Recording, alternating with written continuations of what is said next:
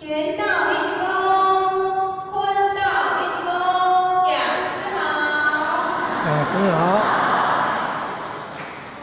请坐下。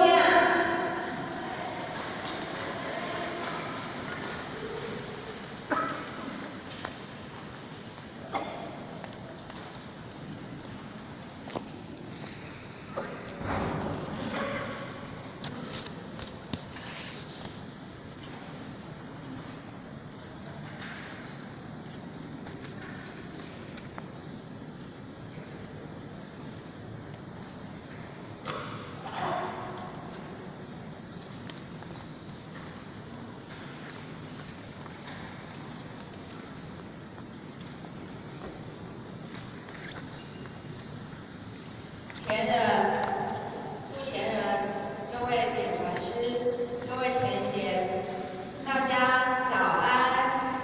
讲师早安。首先感谢天恩师的老前的五大师生、前人以及各位简传师的苦心栽培，以及各位前贤的鼓励，让后学有机会可以在这个神圣的法会，与各位前贤共同探讨这个题目“渡人的意义”。那渡人的意义呢？要进入主题之前，后学想要先请问各位前贤，看到这个渡人的意义，请问大家，这个题目，大家觉得这个题目的重点是哪一个字？渡。渡。有人说渡，有人说人。那都很重要。好，所以呢，这个题目，如果说这个题目的重点是哪一个词，那就是渡人。所以我们今天这一堂课呢，就是要来了解渡人。那什么是意义呢？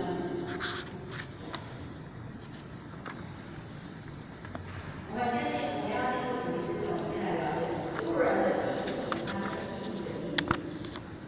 第一个义，它就是知之于心的原因，也就是说，我们要先了解什么叫做渡人。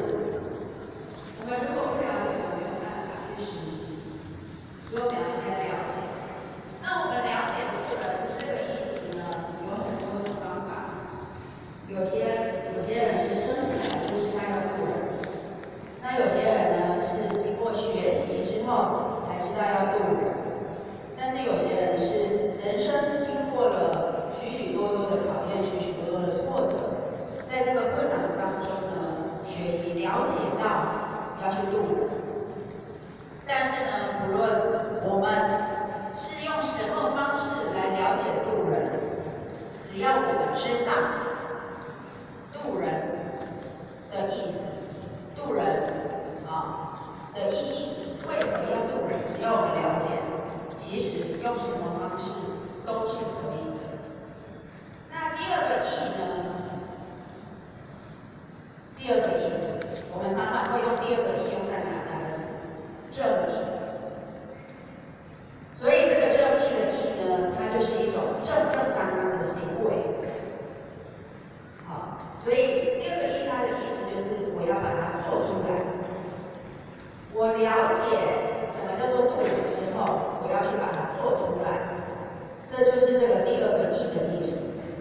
那当然啦，有些人他在安定的生活当中可以去渡人，有些人呢在利者当中呢可以去渡人，有些人呢是勉强自己去渡人，但是不论我们是用什么方式去行出来，只要我们有做到渡人的这个行动，我们有跨出去，有去行，那我们就是有达到第二个义的这个意义。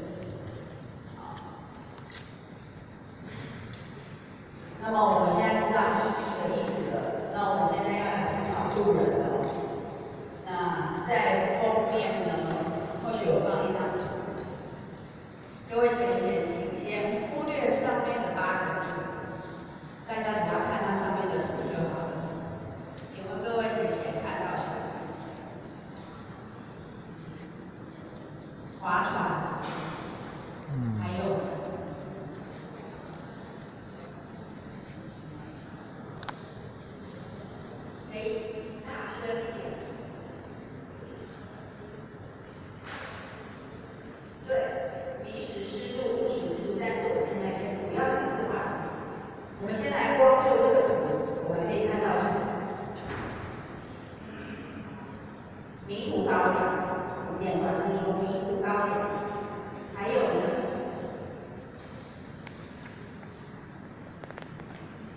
同学有听到声音的？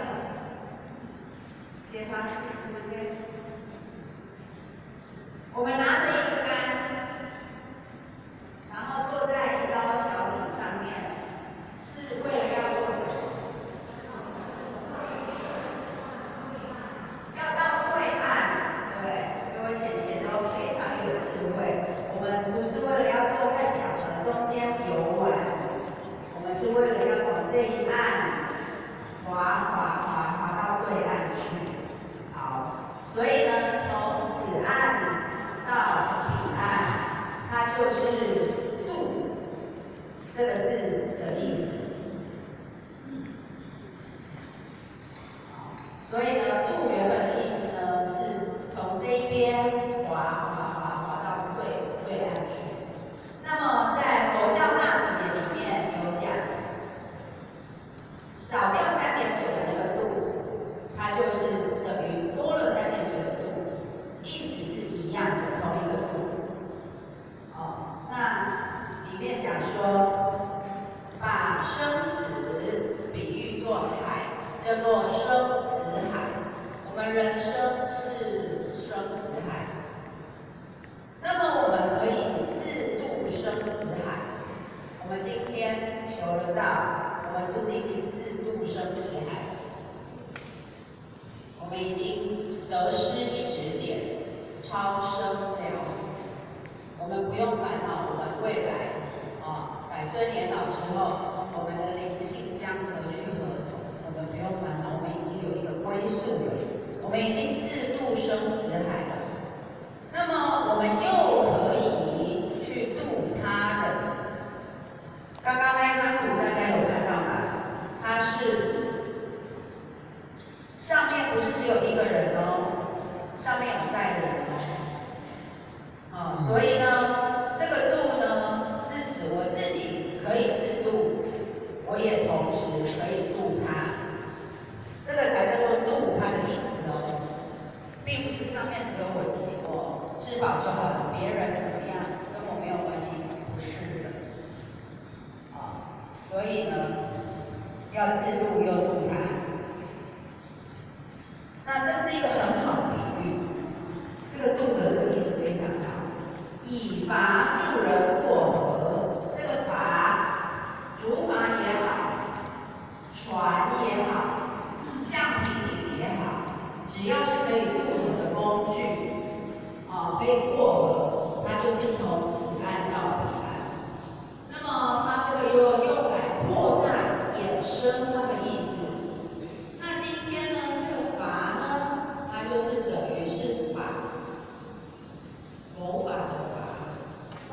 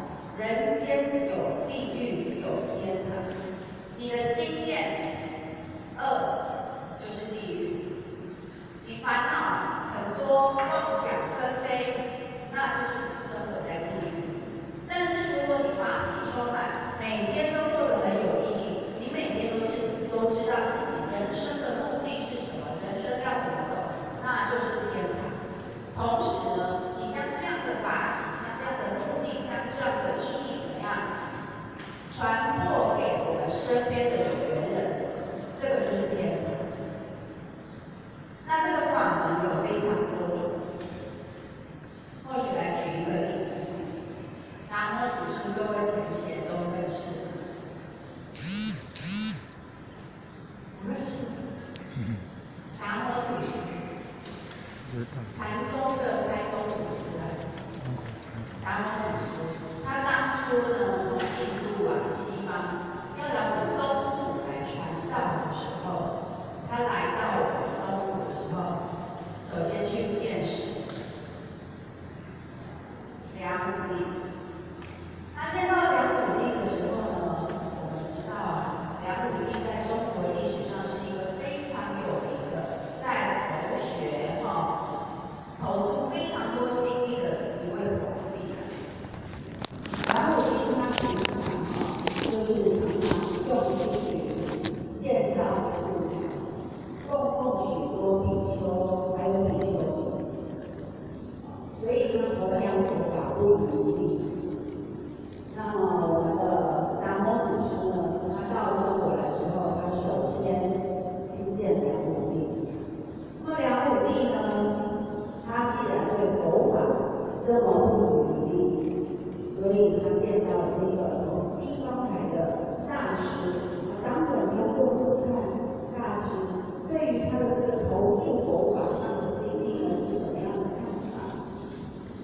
他就说我见到了无数的寺庙，我供奉了无数的比丘和比丘尼，大师你觉得如何呢？那我们达摩祖师说什么？对，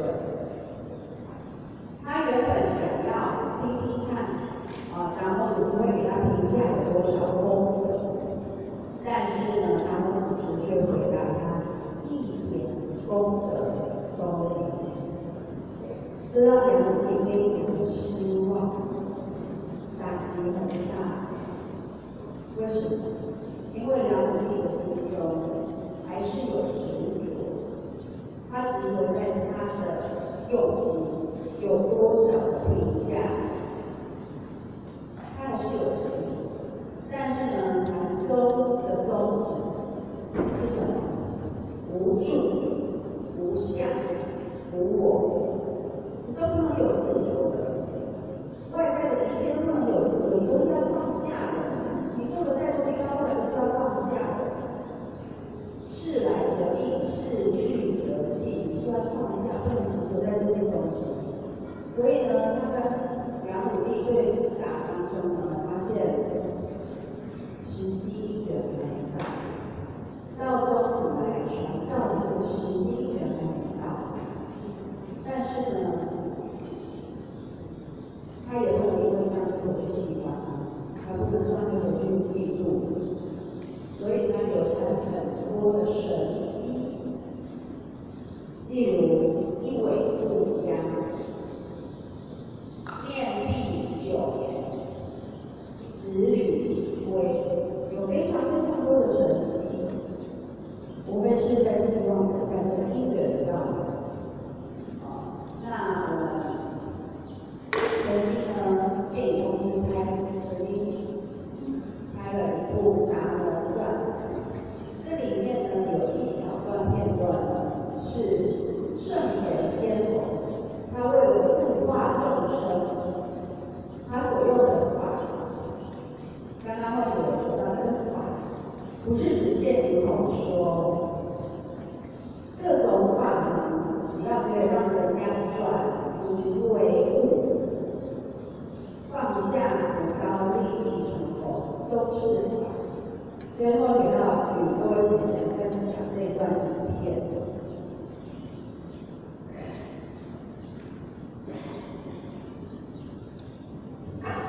实验今天发现分手合理的事，很快引导不住。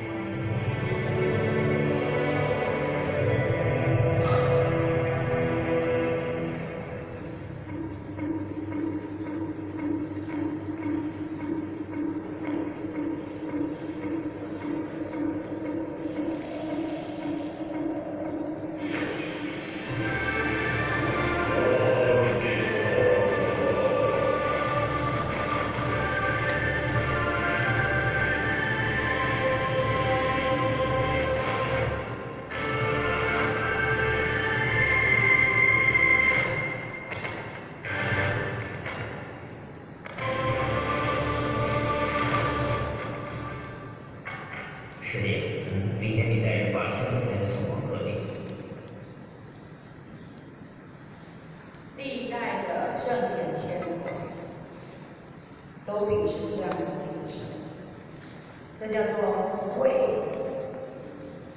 法忘躯，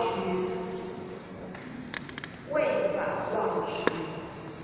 你今天为了要用法来助人、来救人、来使人转变，你忘掉了自己的身体，忘掉了自我。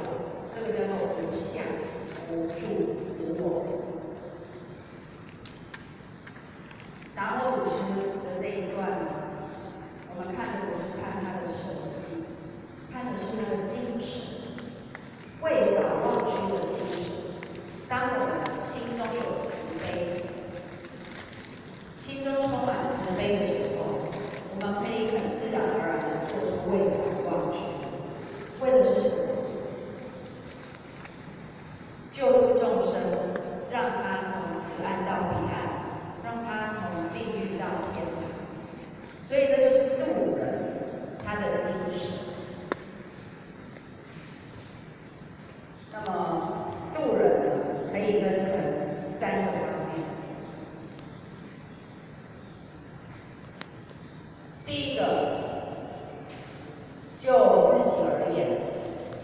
刚才我们前人呢，已经帮后学将这3个知恩、感恩、报恩，帮后学讲得非常的清楚明白。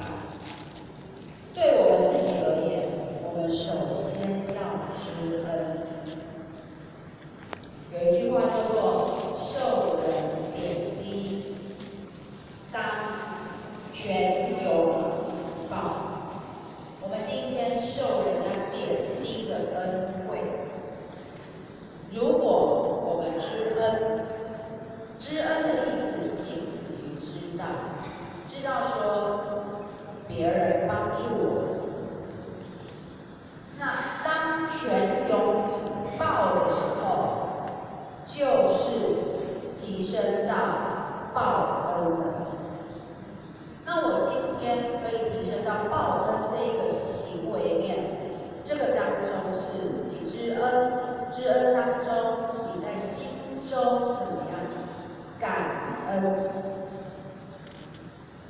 感恩人家对我的帮助，我心中有酝酿那种感谢，酝酿那一种觉得无言，没有办法用言语说的感谢。所以呢，我既然无法用嘴巴表达我的感谢，我就用行动来把它做出来。做出来这种感谢叫做报恩。所以我们今天度人对自己而言，首先我们要知恩。知什么恩呢？为什么我们今天要去度人？是不是因为我们知道了一条明路？那这一条明路呢，是3期末节的一条明路。我们生活在这个地球上，我们也渐渐可以感受到一些末节带来的一些灾害，末节的乱象。无论是整个环境，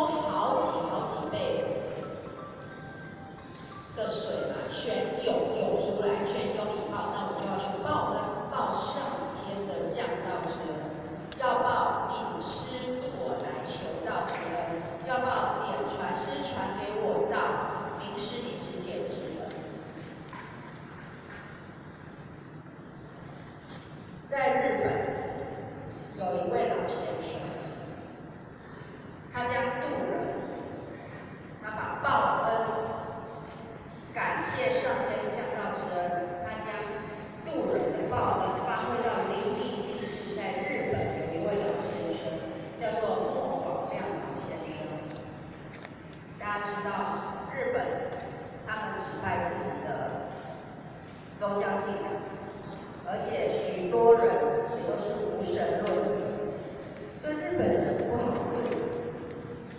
道场要在日本的地方开辟道场真的是不容易。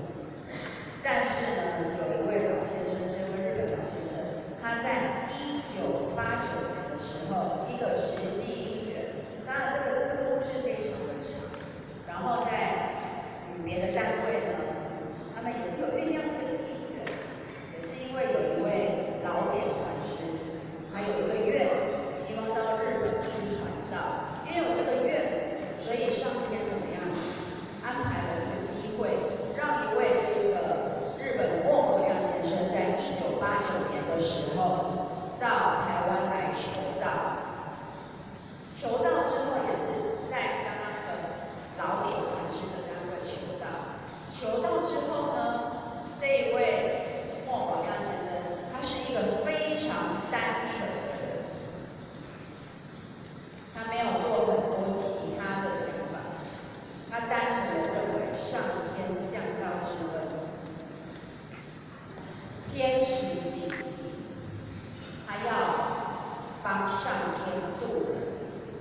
他求道之后，并没有入很多的班，并没有入很多的法会，他知道的道理很多，但是他就是一片赤诚。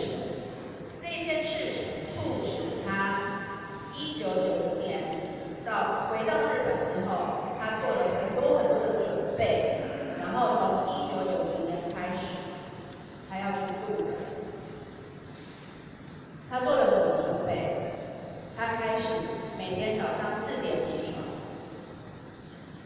，4点起床之后呢，洗冷水澡。他为什么要这么做？因为他要锻炼自己，能够吃苦、坚韧不拔，吃得了苦的精神还有身体。所以他每天早上4点起床，洗冷水澡，然后呢，他早餐不吃。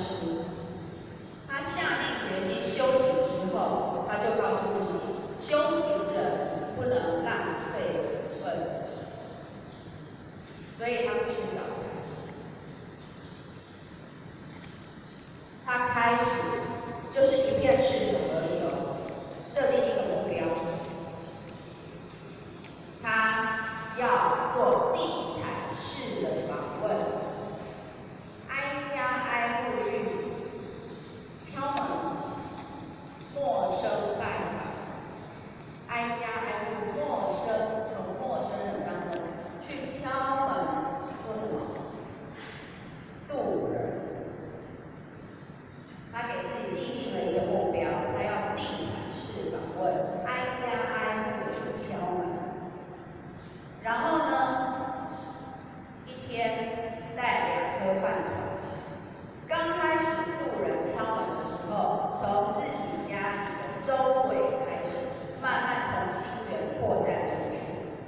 所以在距离还很近的时候，他一天带2个饭团，一点点味增，还有1瓶白开水，每天敲15个小时，15个小时。这个敲门的过程当中，各位请问，大家觉得容不容易？不不容易。敲1个小时，我们就觉得好累，就想休息，就想坐下来。但是，一天敲15个小时，他每天敲门之后，晚上回去都会写日记做记录。他曾经有一段心情，他说他的腰好酸，背也抬不起来。他有写到他肉体的感受，但是他心里的勇气是什么？但是时间多了，再怎么累，我还是要敲下去。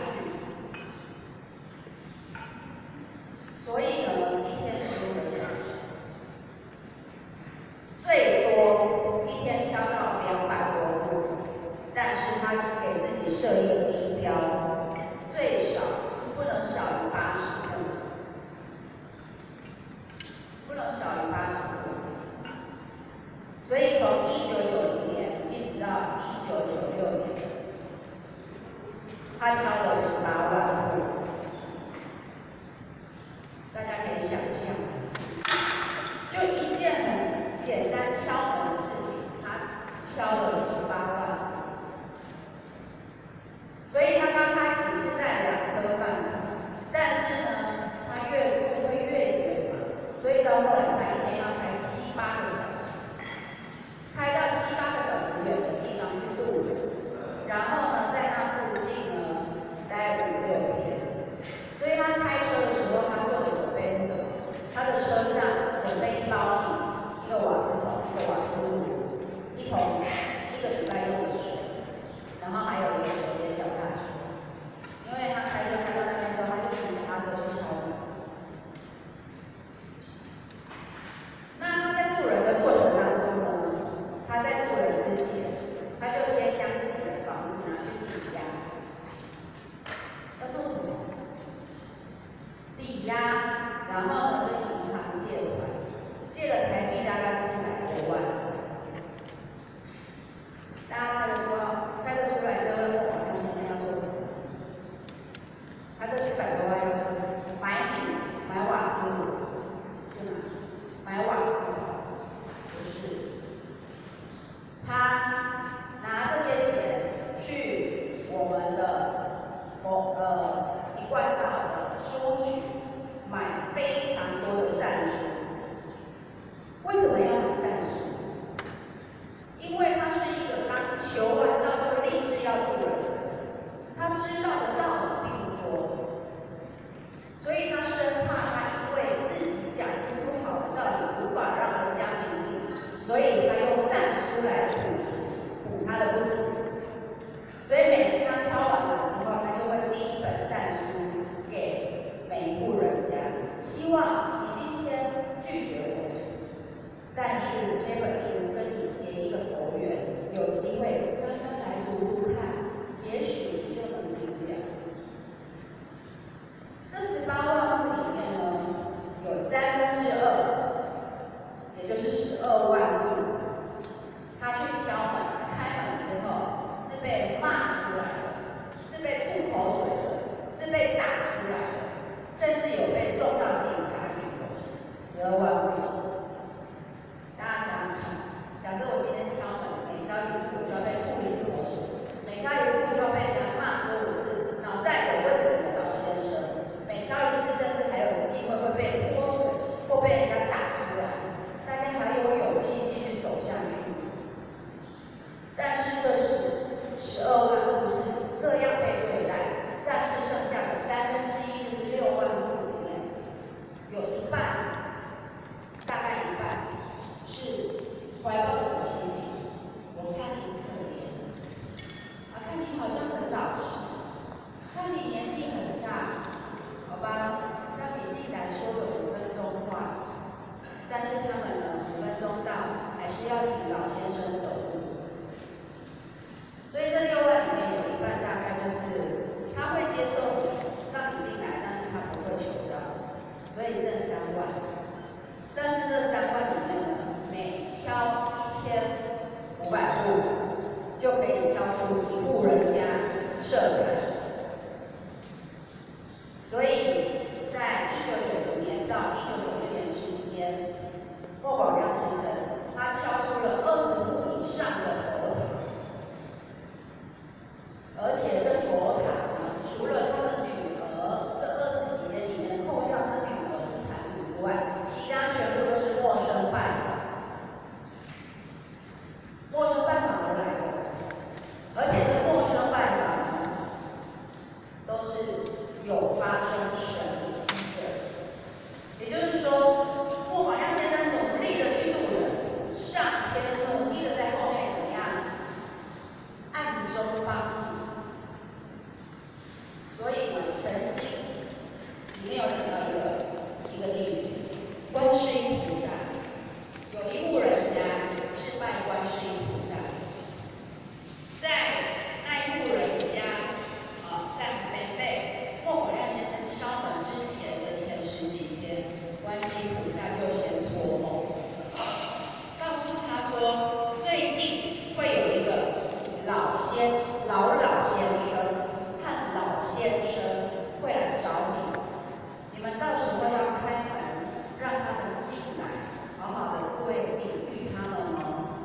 观世音菩萨先在梦中托梦。果然十几天过后，这户人家真的有一天听到门铃打开，真的是一位老先生，就是那一位老点禅师。刚好那一次老点禅师陪孟婆亮先生去渡人，所以呢，我们有时候会觉得好困难，人好难过。但是当我们在用事者的时候，上天真的都在暗中帮助我们。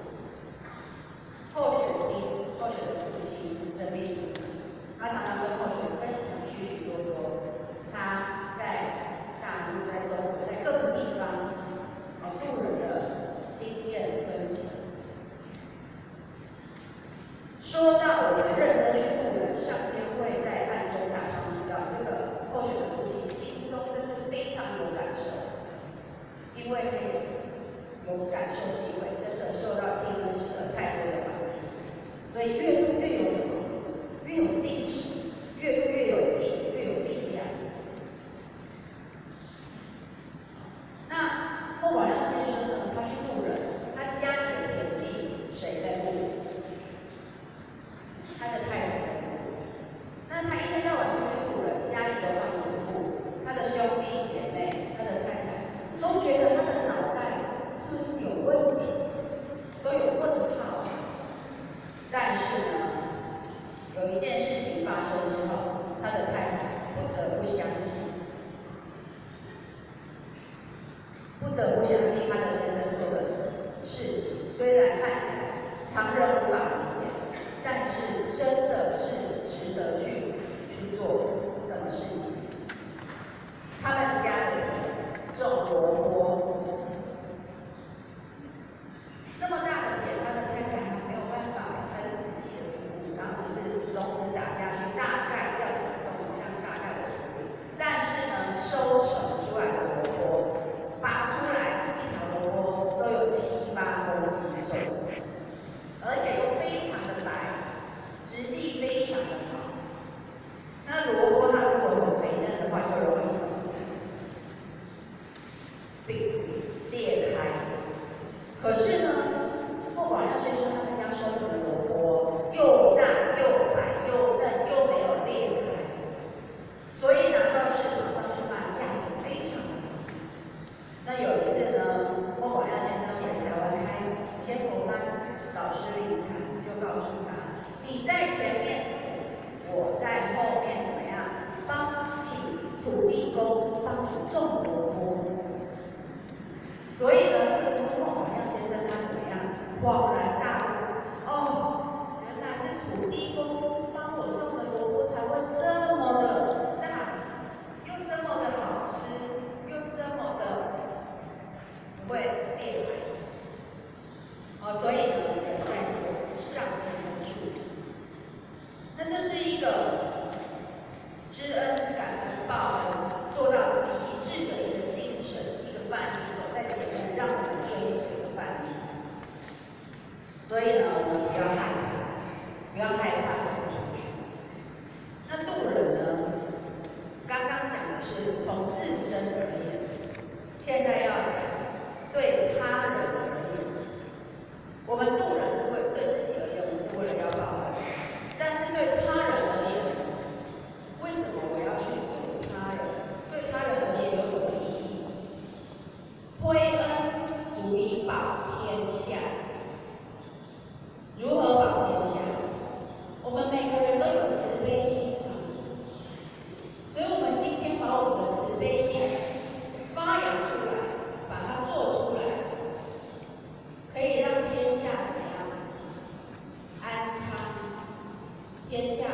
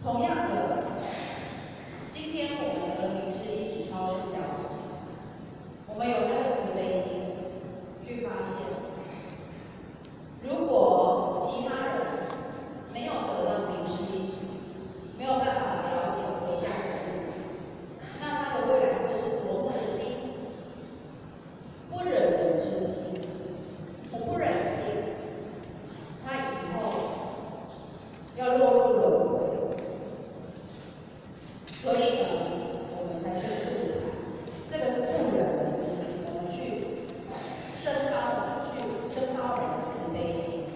所以慈悲在慈悲的面前是平等的，慈悲是没有对待的，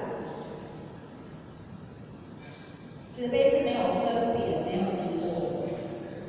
所以山羊在人类的眼中看起来，它就是一头牲畜而已，要宰杀它的生命易如反掌。我只要有一把锐利的利器，它的生命就在我的手中结束掉了。但是小男孩在慈悲的面前是平等的，他有这么多的对待吗？他没有这种对待，他将小山羊的生命看作是自己的生命一样的重要。所以我们今天渡人也是一样，将他人的生命、他人的自信跟我是平等的，所以我要去渡人。那么渡人呢，对他人而言，大家不要觉得说，我渡一个人求道，就是只有他一个人超生了死，并不是。在我们的眼睛无法看见，我们的感官无法觉知的范围的里面，有太多的事情在运作。什么事情？一子求道，九贤七祖尽沾光。九贤七祖有多少人？我们济公老师灵谈的时候有说，九贤七祖总共有65536人。在我们看不到的世界，我们以前的祖先有6万多人，会因为一个人一直得到求道，九贤七祖尽沾光。怎么沾光？就是九贤七祖在十殿阎罗王那里受苦，对不对？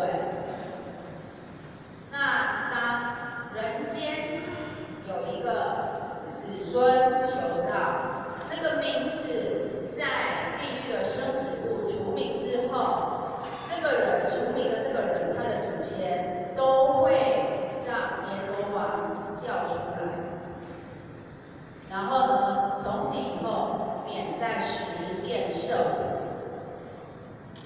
免在十殿受苦，胸前可以佩戴一朵莲花，升级为3级王领。3级王领可以到地藏主佛的讲经所去听经，但是因为是3级王领，所以只能站着听。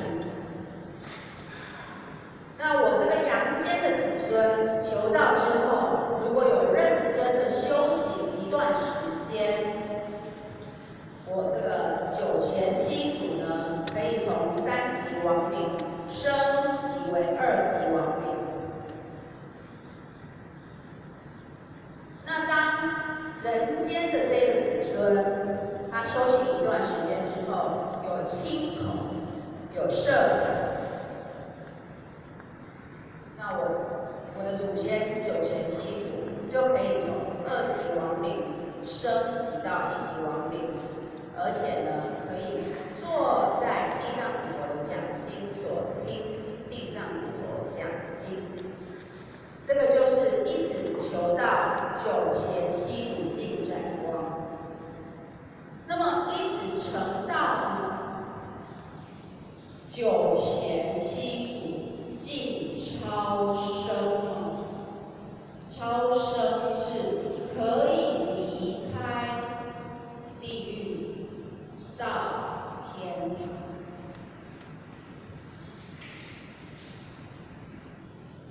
今天或许会用孟广亮先生的故事串联这个主题。济公老师呢，被孟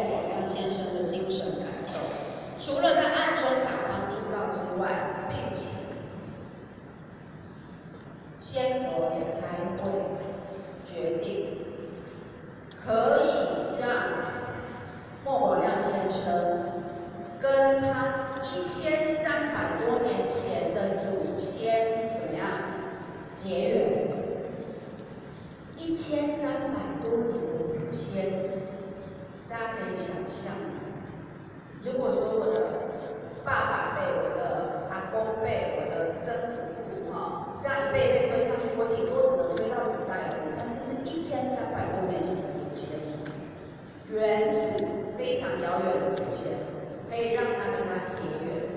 这一位祖先呢，是生活在相当于中国是唐朝的朝代。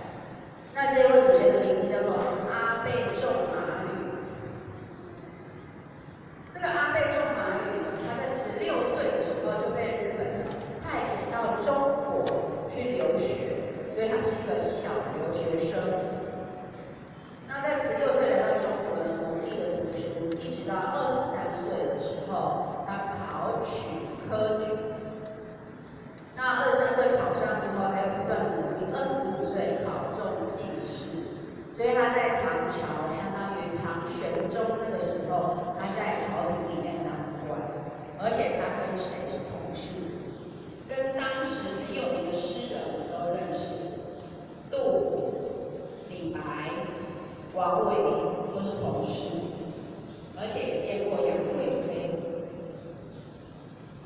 那他在朝廷里面当官，可是呢，他有一阵子回到日本去娶妻生子，成家立业之后，因为他太热爱中国的文化，所以他又回到中国继续当官任职。那他是一个好官他是一个好官，有德行的好官。他热爱中国文化，他一生呢有许多的贡献，他留下了传记。因为后来他们有回去找，有回去追溯、去寻根，都有找到。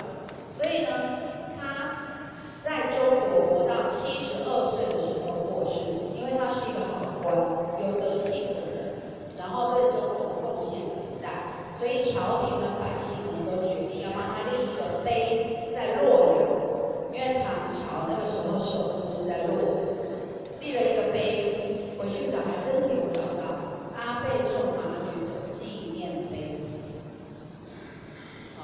所以呢，先佛老师让孟宝亮先生与他的远祖结缘。那这个远祖呢，他是一个累世有善德的人，过世归空之后是弃天大仙。弃天大仙他也暗中的帮孟宝亮大帮助到，所以种种的因缘，因为孟宝亮的事迹感动了上天，最后呢超拔了这一位元祖，证得了浩然大地的果位。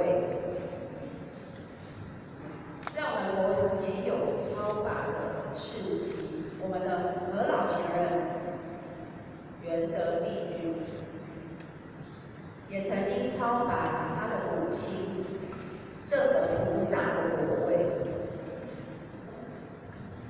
所以呢，一子成道，9贤7不尽超生。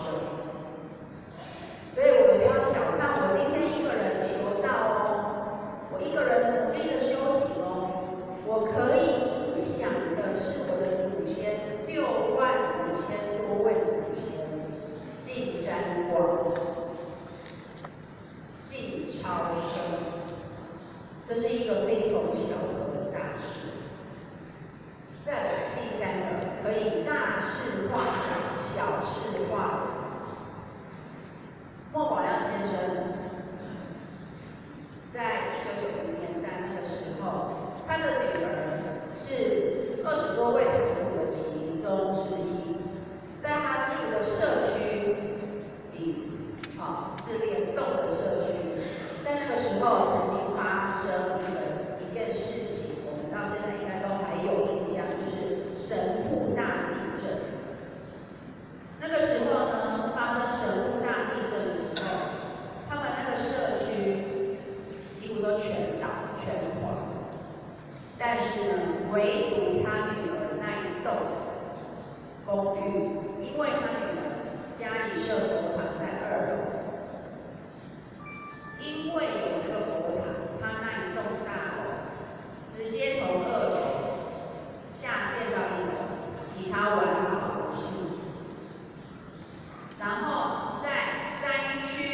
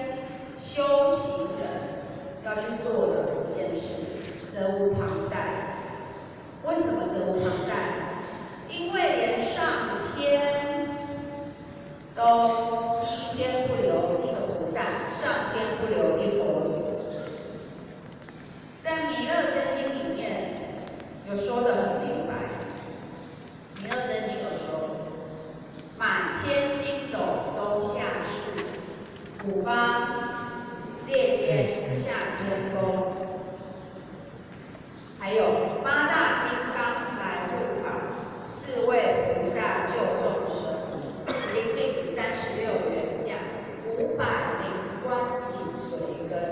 所以这不是随便乱说的。今天有许许多多的开艺术的孩子，他们就是满天星斗都下世，都是来打帮助到的。所以呢，对上天而言，我们要了愿才能管护前。最后，我们知道了助人的义，对自己、对他人、对上天。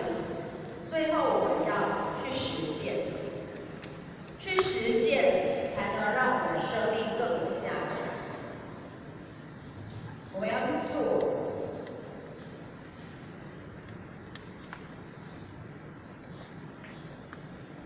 或许有听前贤分享，我们的前人，其实或许小时候就看着前人路人长大。小时候后学的家里是设家庭农场的时候在台北，前人每个月都会到后学的家里去办告。那个时候前人很年轻，然后呢，他在渡人的时候，整个客厅坐满满的人。都在听前人讲道，然后学听前贤分享。前人他到国外去，在飞机上、在餐厅、在哪个地方，走到哪里遇到哪里。所以呢，这好几十年当中累积起来的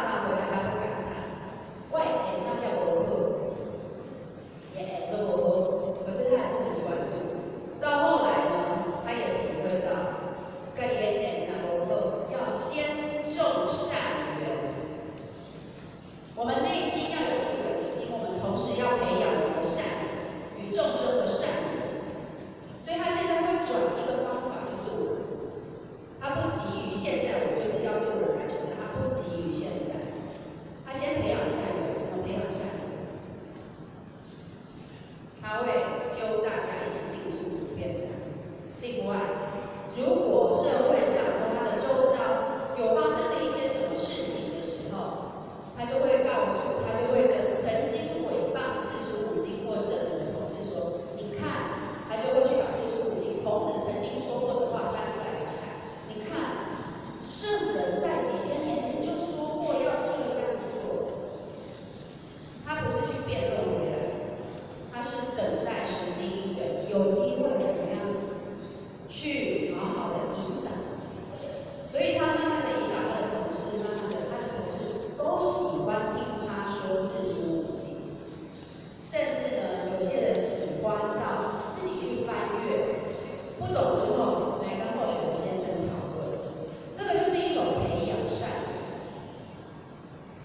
那候选的经验是，候选也喜欢渡人，但是候选行动力有时候会比较害羞一点，所以候选会用比较迂回的方式。候选喜欢跟人家结缘、弥勒增进。只要周遭有朋友、有同事、有亲戚，他们生病、人生不顺的时候，走出死胡同的时候，候选会跟他分享弥勒增进，先让众生众佛缘，与弥勒祖师的缘先种下去，并且告诉他，勉强自己吃素。诚心的念弥勒真经，心中诚心，久了，上天会波转，会有感应。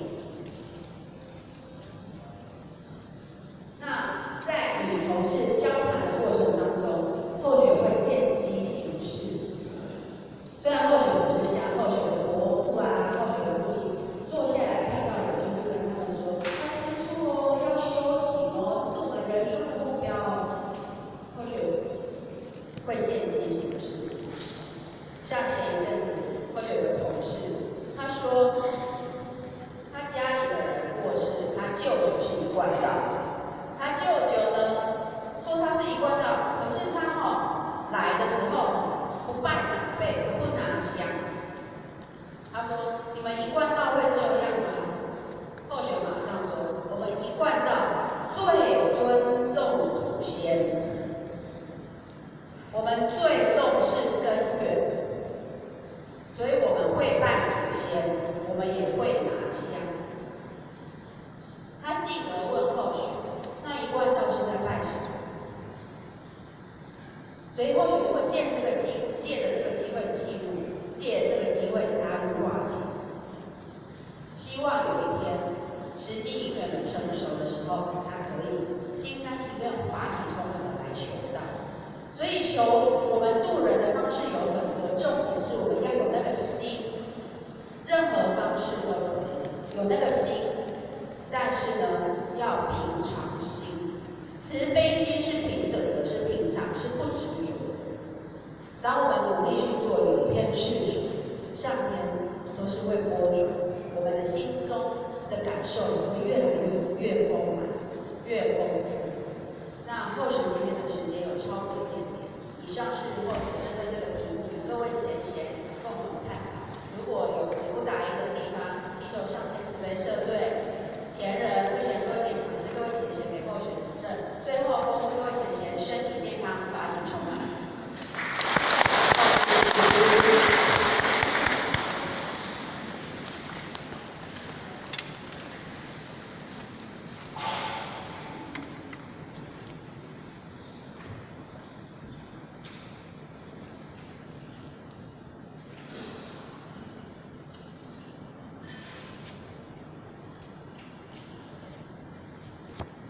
感谢真讲是慈悲。